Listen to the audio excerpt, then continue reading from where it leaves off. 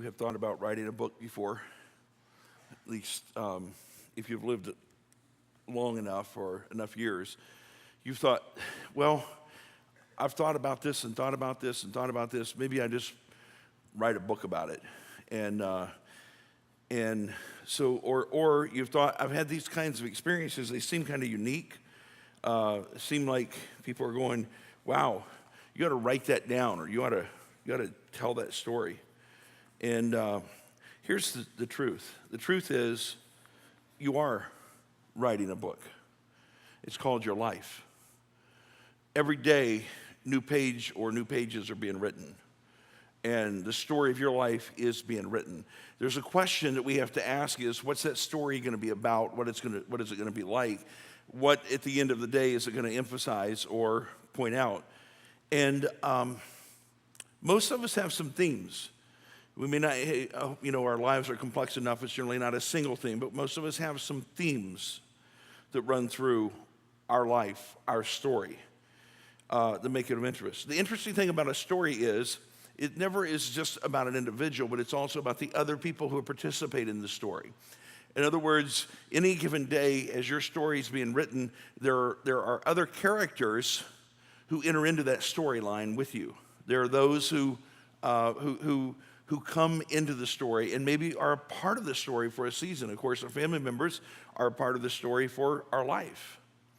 And so there are many different characters that come into that. Whenever we become a believer, then the intent of our life is that our story ends up becoming God's story. And that his story is being written in our lives and through us. And sometimes it's a little hard to understand, well, how does that work and what's that about? And so we have to kind of try to understand that as best we can. And today, I'm going to talk a little bit about that, not exhaustively, but a little bit about that. And I'm going to start with a man's story in the Bible. It really is a story I didn't expect to be using today, because it really, in some ways, is almost opposite of what I believe most of us here want to have our story look like. And so, I'm thinking, why would I use a story that's kind of in contrast? But then, as I kept coming back to this story, there were a couple of things particularly that emerged from the story that I wanted to mention to you.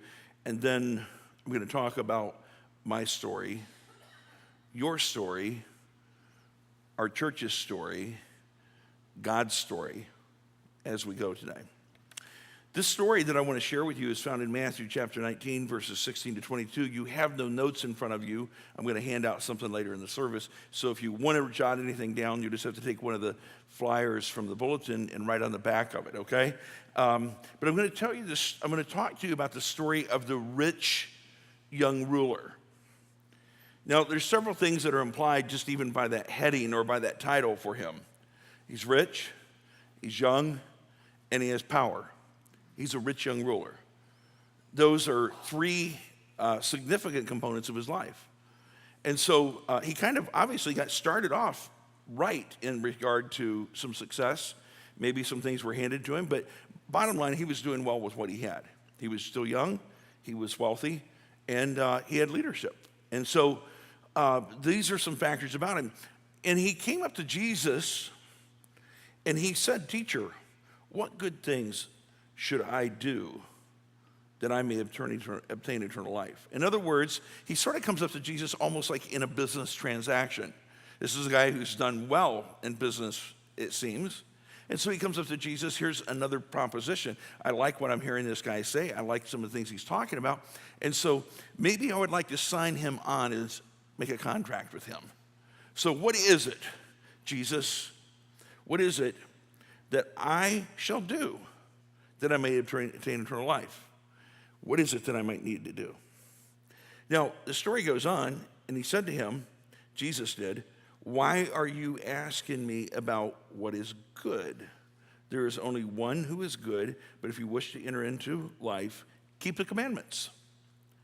Now, you would think that Jesus surely, he's a savior. He's one, he knows people can't fully keep the commandments. That's part of the reason he's come, so that he would offer a sacrifice for our sins, because we keep breaking the law.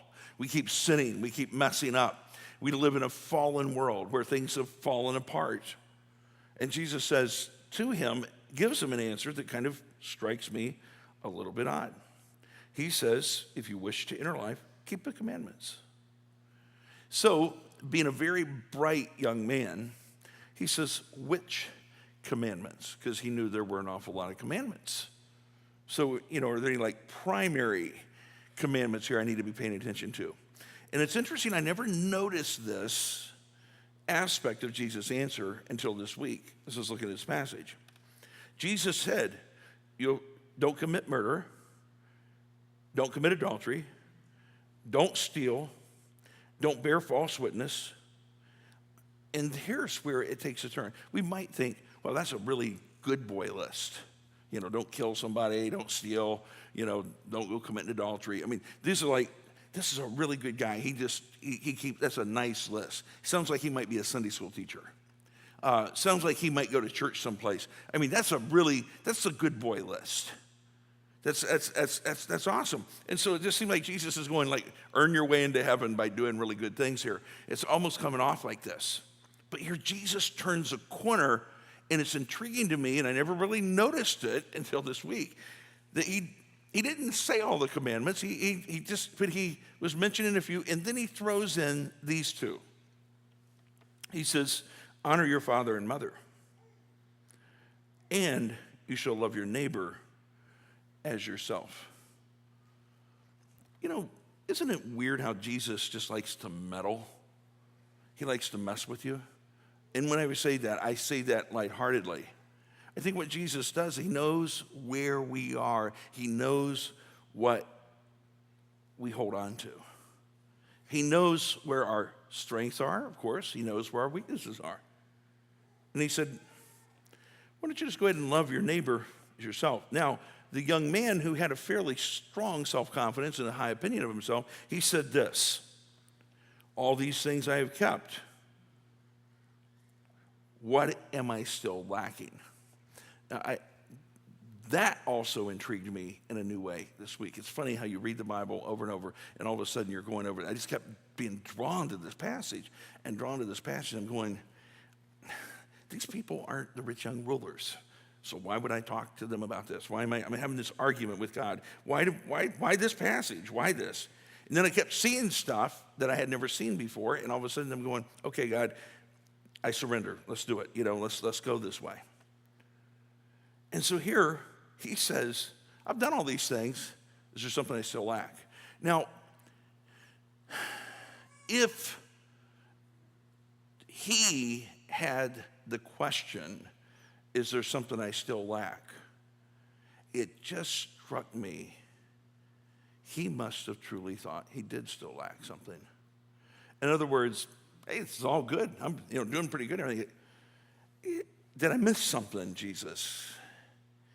And I'm suspecting he knew he missed something. He overlooked something. There was something that was not quite where it should be. Jesus said to him, well, if you wish to be complete, in other words, if you want me to go ahead and lay it out here just like it really is, if you want me to really show you your heart, are you asking me? Do you want me to open up your heart and show it to you? Since you have this sense that maybe this conversation is not complete, okay, I'll go ahead and we'll do heart surgery here. I'll open up your heart and I'll show you.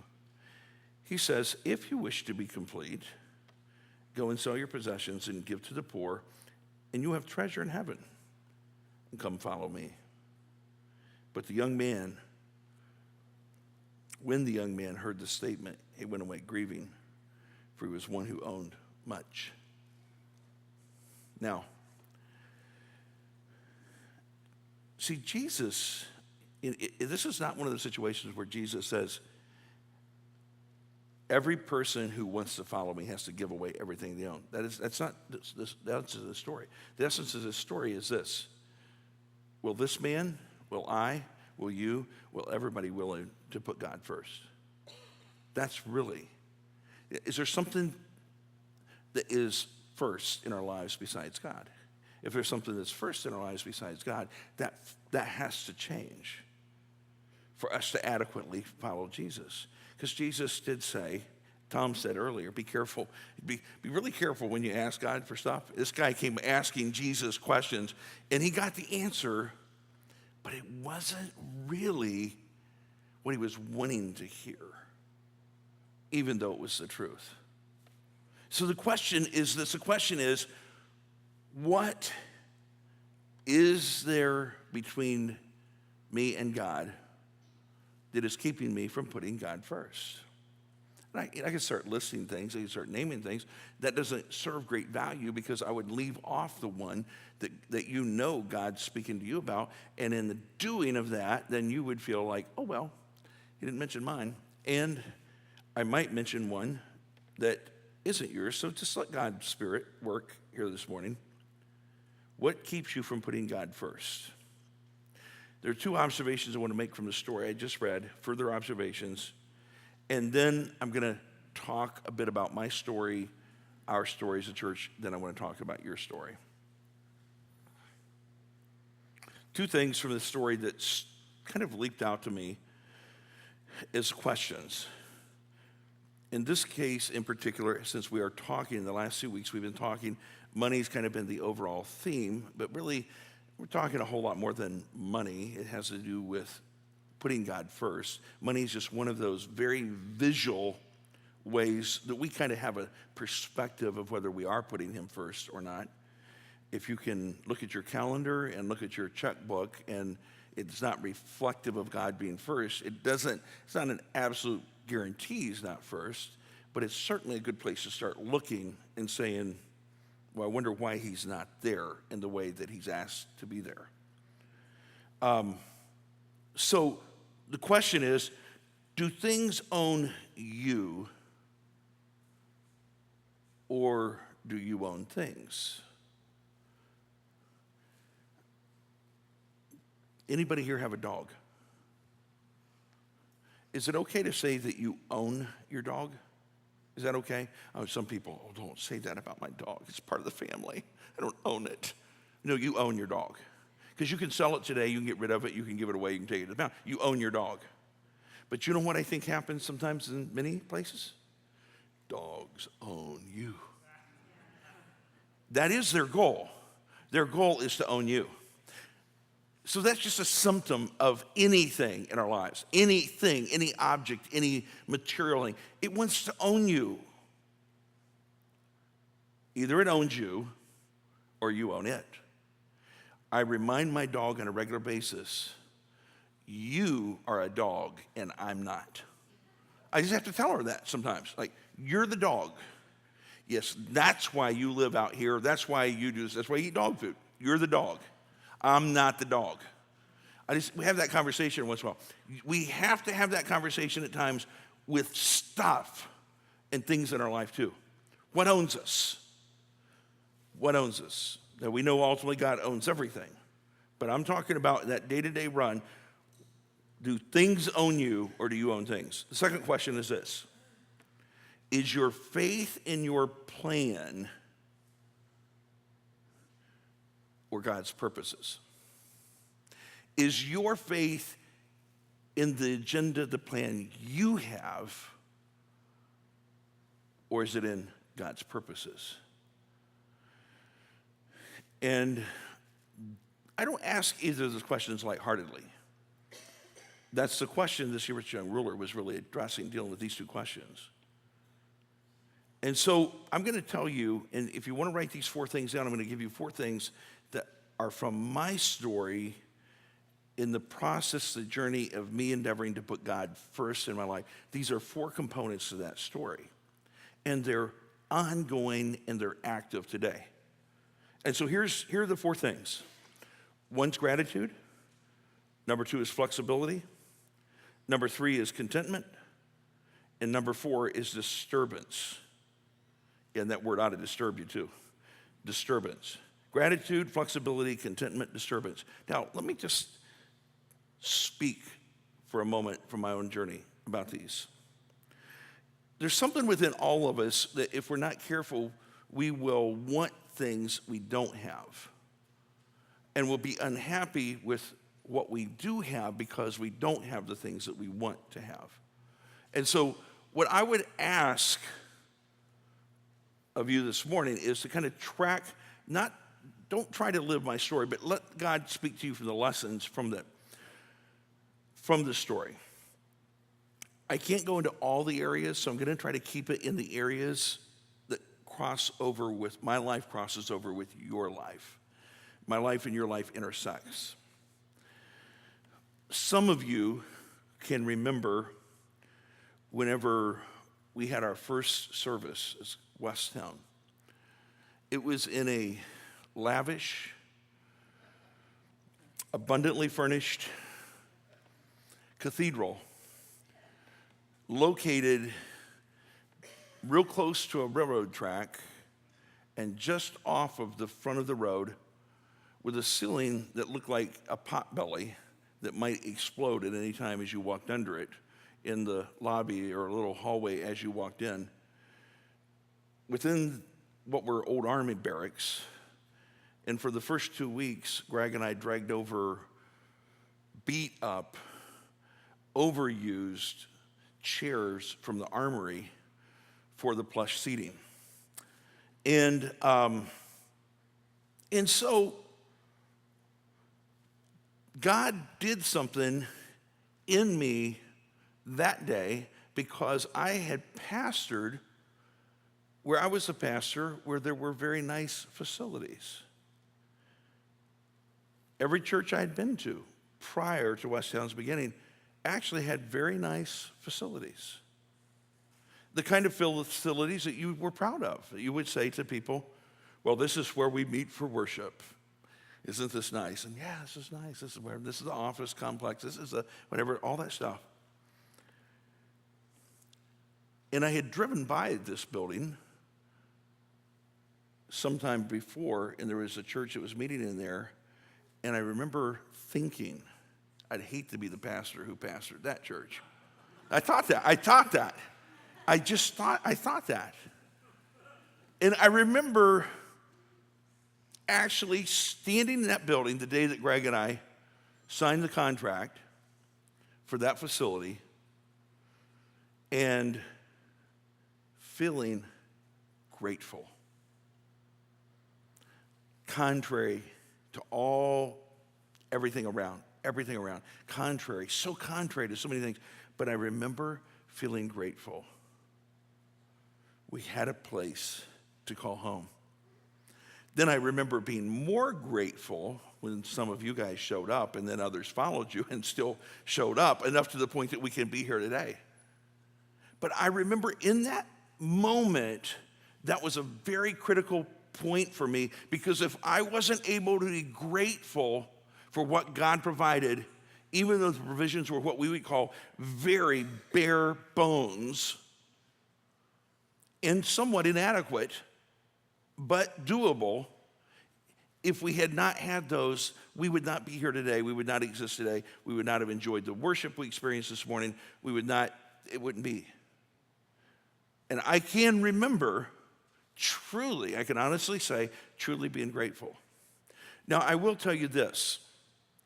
For the last many years, since we've driven on this property, we've owned this piece of property, and since we have this building up, even particularly, I will have to say there is rarely a day, and I would say rarely a time, that I don't pull onto this piece of property and immediately, truly feel grateful for this place. I am extremely grateful for everything God has given us, has done for us as a church, has provided for us. And it's because of his faithfulness that we're here today at this place, at this point. Not anywhere near the finish of a journey, but along, if you've been part of the journey, if you've been part of some of our other facilities at times, you know to be deeply grateful. Anytime a delivery person drops something by or somebody comes by visiting or whatever, they walk in the building and they will just say, wow, this is really nice. It wasn't what they were expecting, but they say it's really nice. It's simple, it's bare bones, but it's really nice. We've had visitors in the last few weeks. Some of them were kind of personal for me, personal visitors. And one of the first things they would say after leaving here and go, man, that property is so well kept. That looks so nice. And here's what I feel. I feel proudful in one way, but really what I feel is grateful because I know where we've been. And I know that the kind of gratitude I had standing on Hightower Drive was great, but the gratitude has grown to this today. And so for me, putting God first means that I am grateful for everything that he places in my life. Now, when I say that, I'm talking about in the context of the church right now, and I would never stand here and go, I've never complained about anything, that I've never griped about anything, that I've never, I can't say that. But I can say this, that with the purpose, with the intent of God being first in my life, and the higher, way, way higher percentage of what I feel, particularly as it relates to even this ministry and these things here, is gratitude. Gratitude to God. Number two, as my story is being written, as it's a part of this story, there's something else that has been a part of that, and that is flexibility. Flexibility. Things change constantly. We live in a world that changes. One of the hard things that I had to get used to was we would have people who would be here for 2 or 3 years. I would be deeply connected to them. They would be deeply connected to Westtown. There would be great things going on ministry-wise through their lives within the ministry, and then God would move them to California or someplace else, or Kalamazoo, someplace around the world. And so that's hard. It's hard to let go of. It's hard to say, but God, they even got saved here at Westtown. I know you saved them, but they still got saved here, And I mean, I would have all these discussions. Why not just let them stay here? And then on to stories of things, but ministries change.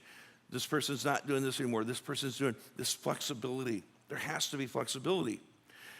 I believe without flexibility, then what we tell God is, God, I'm willing to follow you and I'm willing to do your work, but only if it's like this and this and this and this.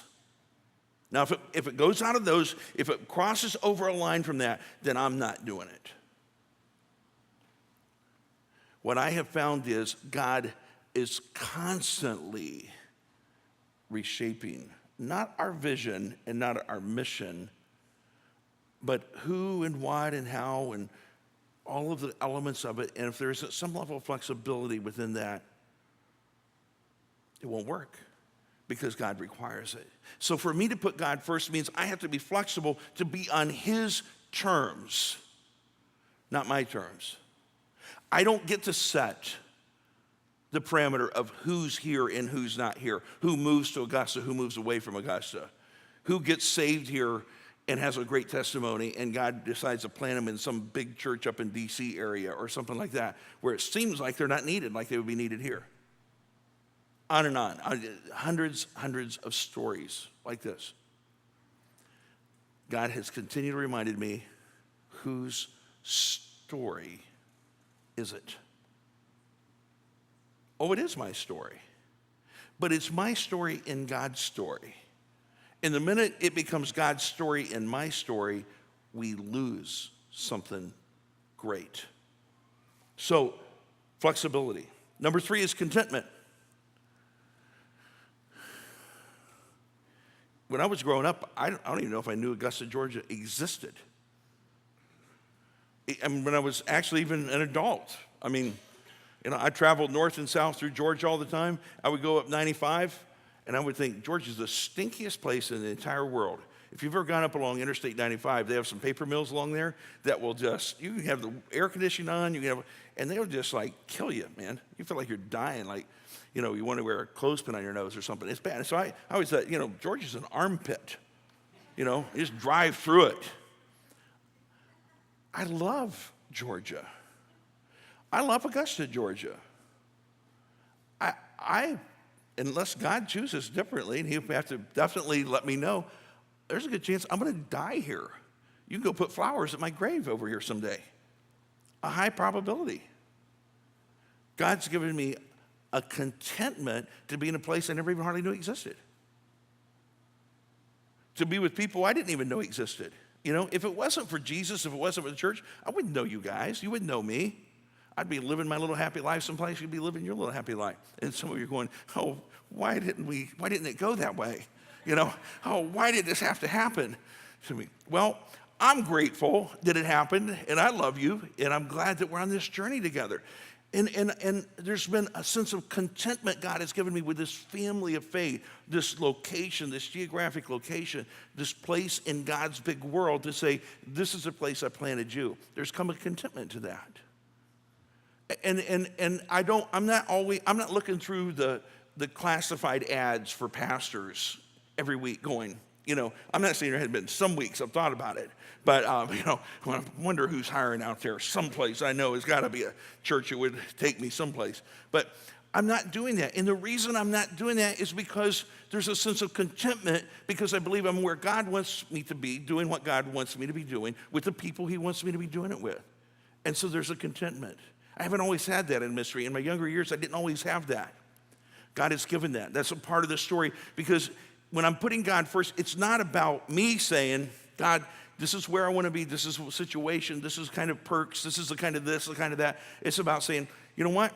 I mean, in our early days in particular, there were times whenever we really were so week to week in our income that there were, when I did look at classified, I was looking to see if McDonald's was hiring because I was pretty sure I might be doing McDonald's in the church or something like that because of just the tightness. But you know what my commitment was? My commitment was, I'm doing this whether I have to do McDonald's in this or not because this is what God has called me to do. And I believe this is a place and the people God's called me to do it with.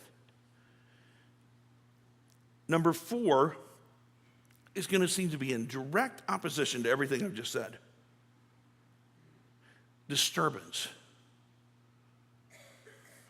Here's what as I put God first, and when I have him in the first place in my life, I feel gratitude. I do. I also am more flexible. If you see me as very inflexible, it's generally because I'm on Rod's agenda.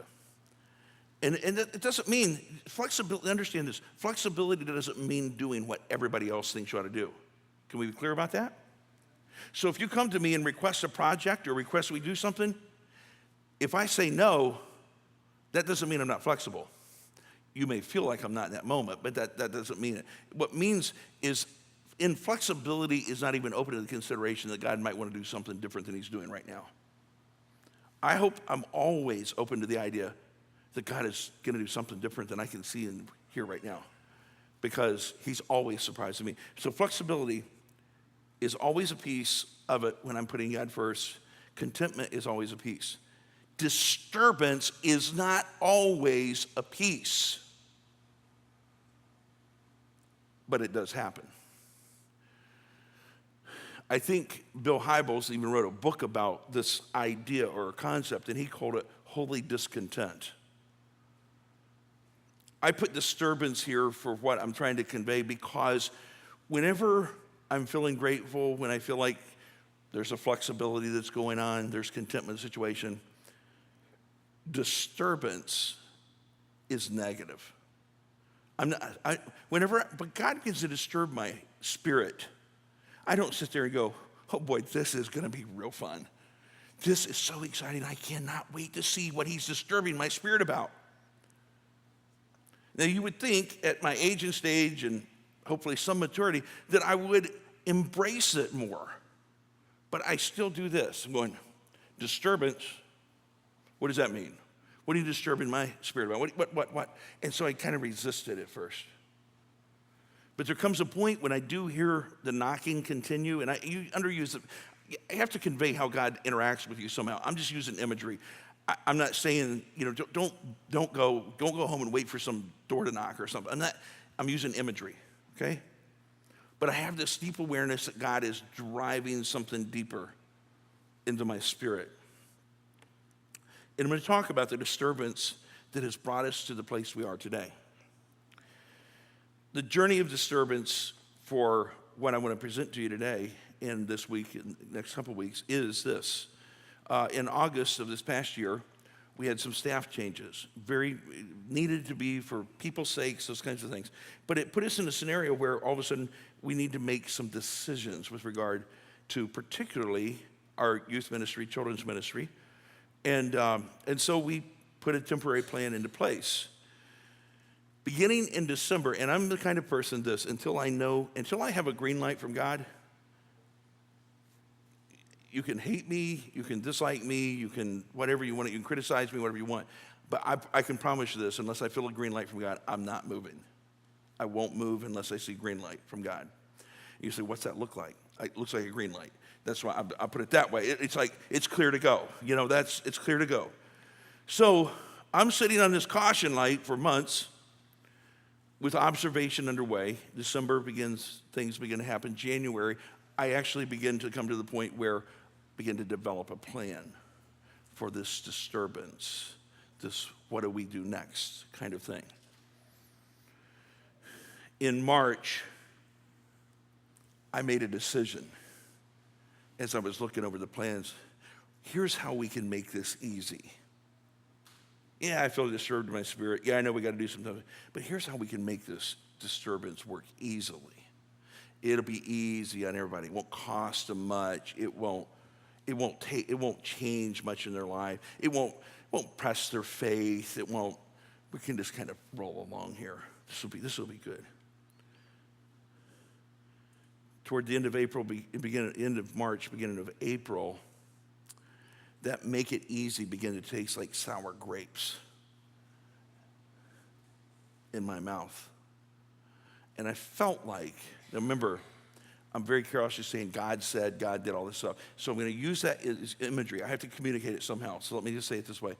I sense in my spirit God saying to me, you tick me off and you disgust me too. Now, I know that may not sound like something God would say, but in this situation and where we were relationally and everything else, it was right on track. And even though in my spirit I knew where that was coming from, I said, so why? Why? You want to take the easy way out. You want to figure it out. You want to figure out just what's the easy way to go about this. What's the simplest, easiest way? Did I ask you to do it that way? Now understand, I'm not hearing words. This is the impression of my spirit. And so at that point, I realized, even though I knew what needed to be done, and I knew the disturbance was there, what I had not done was said, God, whatever you tell me to do, I'll do it. I was trying to figure it out and hand him a plan. And I sensed God saying, this isn't my plan. This is not my plan. And so I felt like my plans kind of got smashed.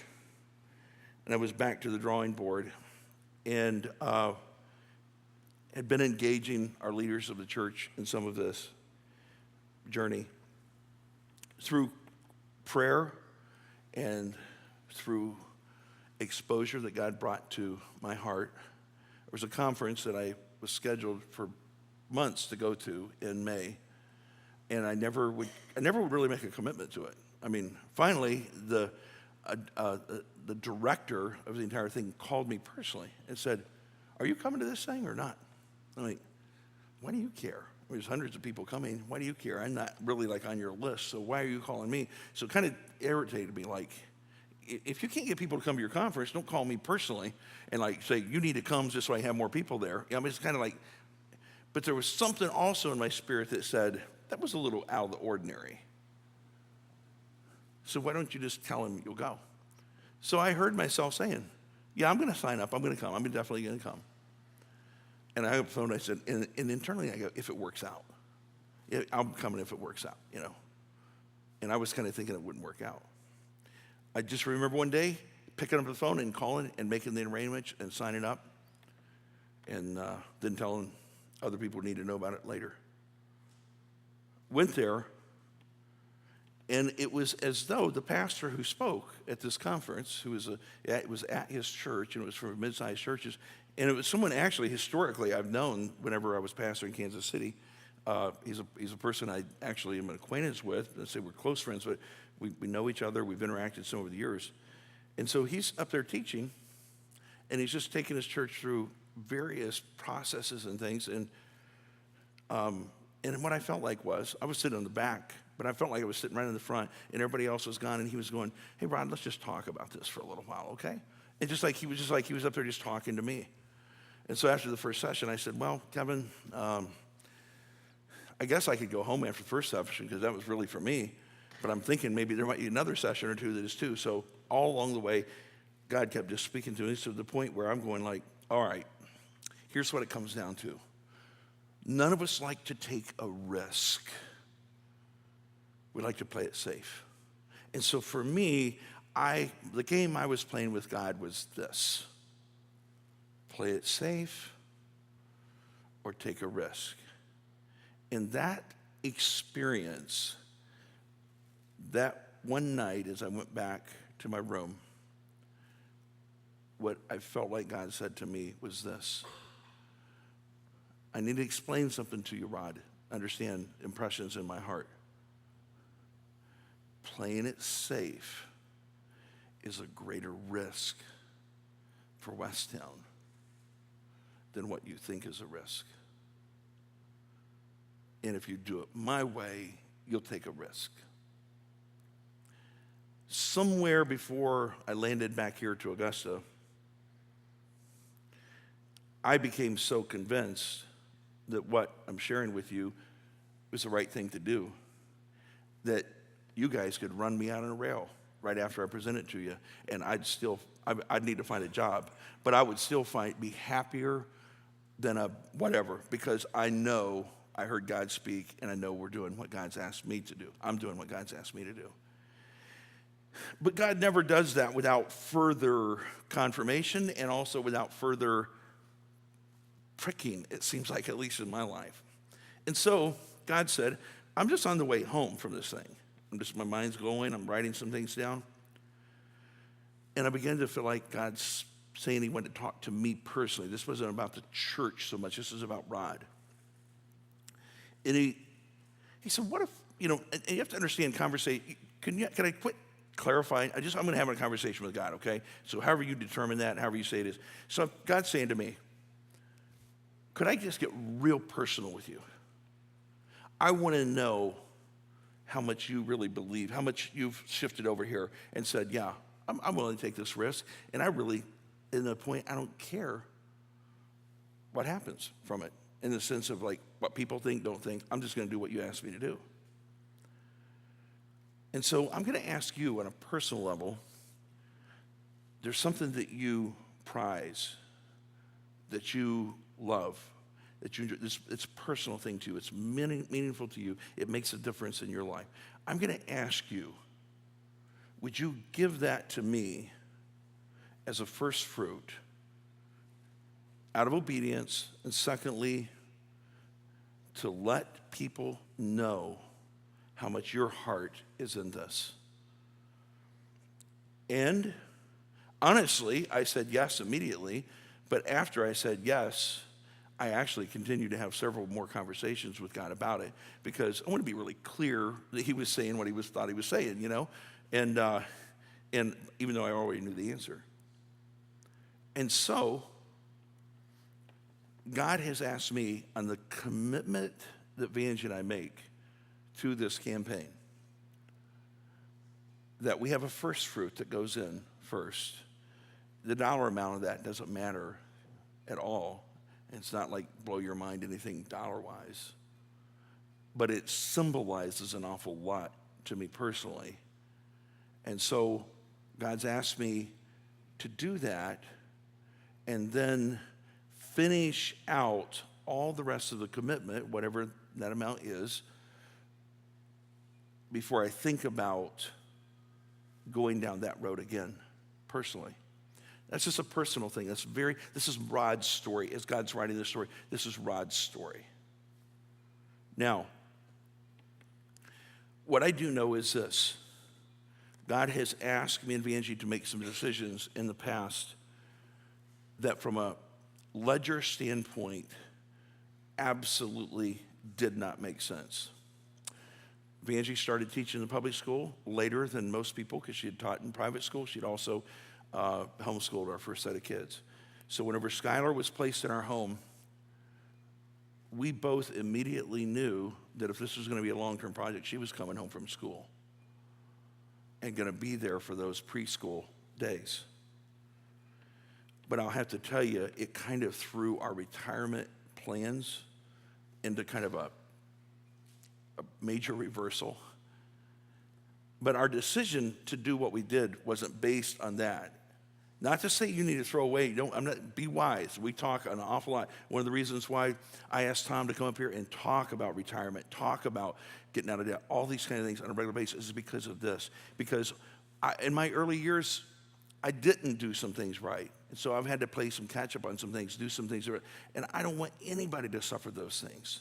I don't want anybody. Spare yourself of those things. And I've seen too many people who have come through that in a positive way. So we believe, save for retirement. I'm not keeping you up in your retirement, okay? So make sure but the other side of it is, does God own everything you own?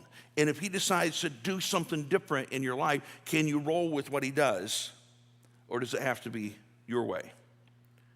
What I want to tell you is, I still don't know the end of the story exactly of that retirement and some of the setbacks that happened there, but I can say that in the midst and in the period of time that those decisions were being made, God's hand was revealed in many ways that gave me the assurance he's got this. I need to quit worrying about whether he has. I need to be diligent. I need to do everything I can do. Be wise. But God has my back. If he tells me to do something, I can trust him. Now, this last point on this journey of disturbance is one I kind of hate to break to you, but I'm going to go ahead and do it anyway. God is asking me to disturb your world a little bit so that he can write some new things in his story on your heart and in our stories together. And so I'm going to ask, actually, we have a little flyer. It is bare bones. It's nothing pretty. If we could just get this flyer handed out right now to everybody who is here. And I'm going to ask you, take one of these, and I'm not going to go through this today. It's information in front of you. If you're totally confused by it, I'm sorry. We try to make it as clear as possible. But I'm going to go, once you get it in your hands, I'm going to go over a couple things about it, and then we're going to close the service. But the most important thing that I can ask you to do with respond to this is two things, really. One, look this over. We've been talking about some things. You've been hearing some messages. And just ask God. Pray. Just pray. Just ask God. God might tell you, pray for Operation Advance. Pray for it. Don't give a dime. If he tells you not to give a dime, don't worry. It'll be taken care of. He'll take care of it anyway.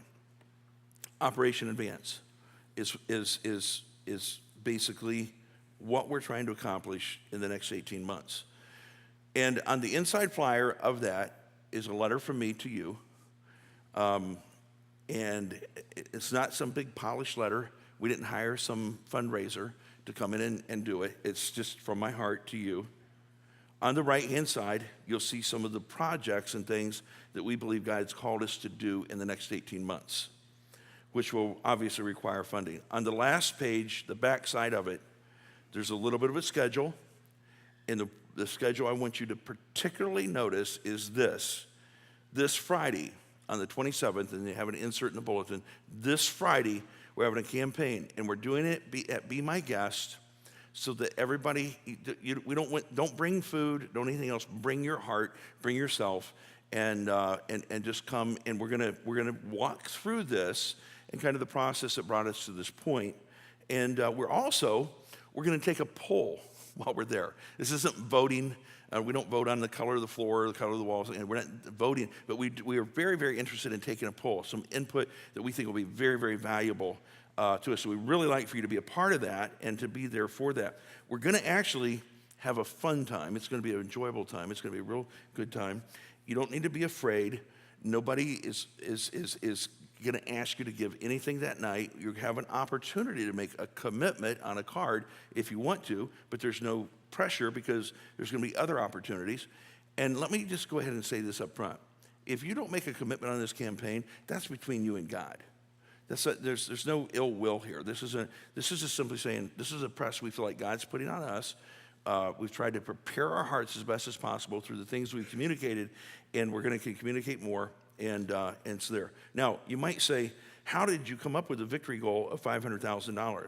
Well, come Friday night, we'll tell you how we did. And you might go, well, what you did was you added up all the things on the other page. That's how you did it. No, actually, we dispersed $500,000 among those as after coming up with the number itself. So we'll share those things with you. I would just like to ask you just to pray, ask God what he would have to say to your heart. Understand, for me, this has been rolling in my spirit for about 8 or 9 months now. And so some of these things are very practical, some are very ministry related, but all of them have to do with building God's kingdom.